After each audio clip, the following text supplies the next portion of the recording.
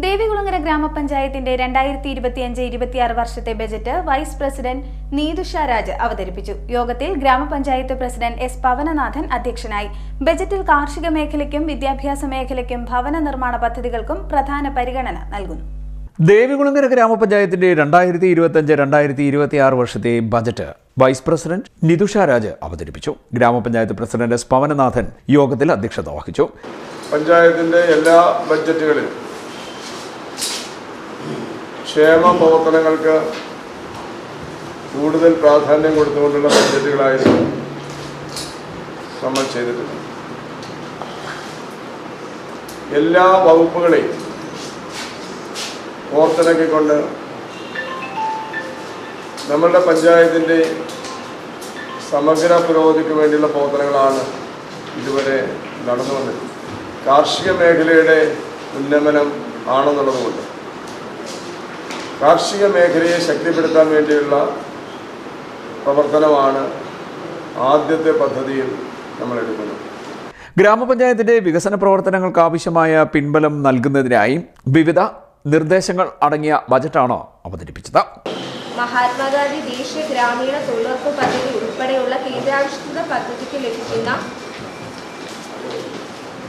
7,12,00,000 രൂപയും വായ്പ ഇനത്തിൽ ലഭിക്കുന്ന 2 കോടി രൂപയും പ്രാരംഭ ബാക്കി ഇനത്തിലുള്ള 1,20,50,844 രൂപയും എന്നിവ ഉൾപ്പെടെ 27,51,16,844 രൂപയാണ് ദേവികുളങ്ങര ഗ്രാമപഞ്ചായത്തിൽ 2025-26 സാമ്പത്തിക വർഷത്തിൽ പ്രതിഷ്ഠിത വരവുകൾ.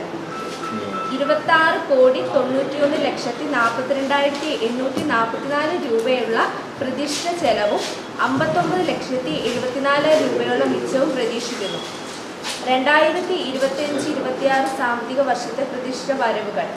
ഈ പദ്ധതി കാലയളവിലും മുൻ വർഷങ്ങളെ പോലെ തനത് വരുമാന മാർഗമായ കെട്ടിട നികുതി, തൊഴിൽ നികുതി, മറ്റു നികുതിയേതര വരവുകൾ 100% ശേഖരിക്കാനുള്ള ശ്രമങ്ങൾ നടത്തിവരികയാണ്. ബജറ്റിൽ 27,51,16,844 രൂപ വരവും 26,91,42,844 രൂപ ചിലവും 59,74,000 രൂപ നീക്കിയിരിപ്പുമാണ് ബജറ്റിലുള്ളത്.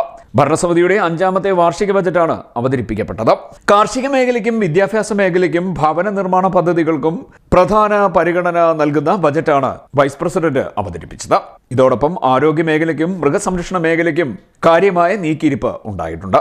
കൃഷിക്കും മൃഗസംരക്ഷണത്തിനും അനുബന്ധ പ്രവർത്തനങ്ങൾക്കും അനുബന്ധ മേഖലകൾക്കുമായി 1,15,27,250 രൂപയാണ് വകയിരുത്തിയിരിക്കുന്നത്.